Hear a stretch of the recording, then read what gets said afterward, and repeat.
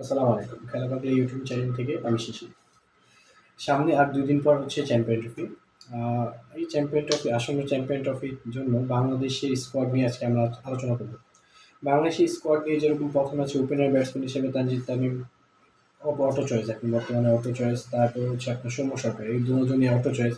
আর এদের বাইরে যে আছে পারভেজ হোসেন ইমন, হয়তো এই দুজনের ভিতরে কেউ খারাপ করলে তখন পারভেজ হোসেন ইমনকে রাখা হবে। তারপর আছে আপনার ৩ নম্বরে অটো চয়েস শান্ত, নাজিম হাসান শান্তকে আপনার নিতেই হবে। দেন আপনার ৪ নাম্বার পজিশন, ৪ নাম্বার গুরুত্বপূর্ণ পজিশনটা আপনি কাকে দিবেন? যেমন এখন ৪ নম্বরে ভালো পজিশনে লাস্ট আফগানিস্তান সিরিজ আর ওয়েস্ট ইন্ডিজ সিরিজে আপনার মেহেদী মিরাজ খুব ভালো করেছে। তো আপনার মেহেদী মিরাজকে নিবেন, না হচ্ছে আপনার বর্তমানে একটু ব্যাড ফর্মে আছে তৌহিদ হৃদয়কে নিবেন।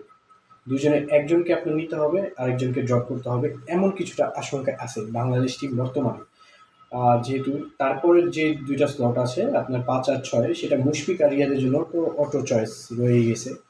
তো আপনার তারপরে যে ইটা আছে সেটা ৮ নাম্বার চয়েসটা আপনি হচ্ছে জাকির আলী অনিককে দিবেন, না মেহেদী হাসান মিরাজ বা তৌহিদ হৃদয় থেকে যে বাদ পড়বে তাকে দিবেন? হ্যাঁ, অবশ্যই ফিনিশিং রোলটা বর্তমানে আপনার জাকির আলী অনেকটা ভালো করছে।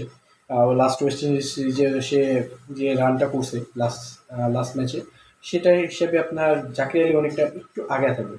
তো সেক্ষেত্রে আপনার বর্তমানে তৌহিদ হৃদয় একটু পিছিয়ে আছে। তো মনে হয় সে একাদশ থেকে ড্রপ করার সম্ভাবনা খুব বেশি। তারপরে যে স্লটটা আছে একটা স্পিনার।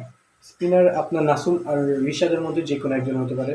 লাস্ট বিপিএল এ ফাইনালে যেরকমভাবে রিশাদ বরিশালকে জিতেছে, সেভাবে আমার মনে হয় রিশাদই চান্স পাবে। আর যদি বাঁহাতি লেগ স্পিনার হিসেবে যদি নাও হয়, সেক্ষেত্রে নাসুমকে টানা হতে পারে কন্ডিশনের বিবেচনা করে। আর তারপরে যদি আমরা যে ইটা দেখি, ৪ টা পেসার আছে। ৪ পেসারের মধ্যে ৩ পেসার অটো খেলবে। যেহেতু ইন্ডিয়ার এগেইনস্টে আপনার মুস্তাফিজ ভালো, আ আগেও অনেক ভালো করছে। তো সেক্ষেত্রে তাদের কন্ডিশন যেহেতু আইপিএল মুস্তাফিজ রেগুলার খেলা হয়, সেক্ষেত্রে মুস্তাফিজ চান্স পাওয়াটা সবচেয়ে বেশি। তারপর হচ্ছে তাসকিন কন্টিনিউয়াসলি বিপিএলে ভালো বোলিং করে আসছে, হাইয়েস্ট উইকেট টেকার ছিল।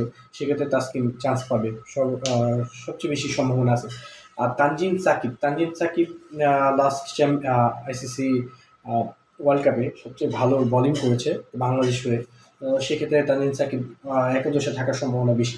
আরেকটা দিক দিয়ে যদি নাহিদ রানাকে বিবেচনা করি, নাহিদ রানার গতির দিক দিয়ে তো ইন্ডিয়ান ব্যাটারদেরকে কিছু একটা আপনার বিপাকে ফেলতে পারে নাহিদ রানা। সেক্ষেত্রে তানজিম সাকিব না হলে নাহিদ রানা, এই দুজনের একজনকে আপনার বাংলাদেশ দল বিবেচনা করবে। তা আশা করা যাক কে আসে দেখি ২ দিন পরে। সবাই দোয়া করবেন আর লাইক, কমেন্ট, শেয়ার দিয়ে আমার পাশে থাকবেন ইনশাআল্লাহ।